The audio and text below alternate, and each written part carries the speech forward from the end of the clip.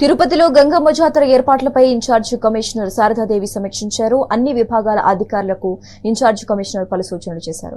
జాతర పరిసరాల్లో పారిశుద్ధ్యం మెరుగ్గా చేపట్టారని తెలిపారు.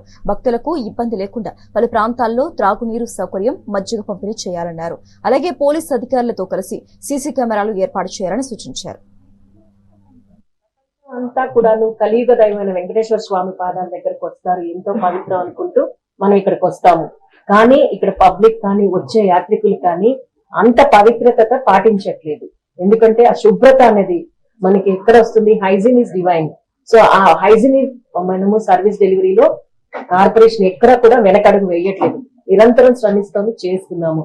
మనకి షార్టేజ్ ఆఫ్ స్టాఫ్ ఉన్నా కూడా నా అప్పీల్ ఏంటి అని అంటే అందరికీ కూడా, పబ్లిక్ అందరికీ కూడాను మీరు మీ ఇల్లే ఉంచుకోవటమే కాదు, చుట్టుపక్కల స్థలాలు అంటే ఇంటి ముందర పక్కన ఎలా అంటే అలాగా ఐ షుడ్ సే అని అనమాట, లిటర్ చేసేస్తున్నారు. డంపింగ్ ఇంత ఇల్లీగల్ గా డంప్ చేస్తున్నారంటే తీసుకొచ్చి పడేస్తున్నారు.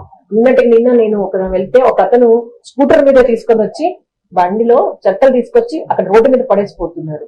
అంటే సివిక్ రెస్పాన్సిబిలిటీ కూడా ఉంది. అది కొంచెం ఇది నా బాధ్యత అని తెలుసుకోవాలి పబ్లిక్.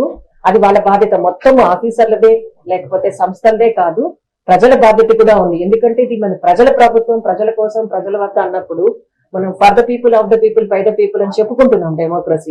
డెమోక్రసీలో క్వశ్చన్ చేసేటప్పుడు నా బాధ్యత కూడా ఎంత అని తెలుసుకొని పబ్లిక్ తెలుసుకోవాలి.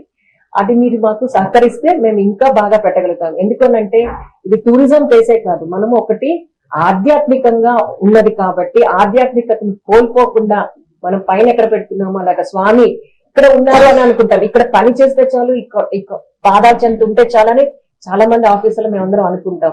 ఇక్కడ ఉంటున్నది మీ అందరి అదృష్టం. ప్రపంచం అంతా కూడాను కలియుగ దైవమైన వెంకటేశ్వర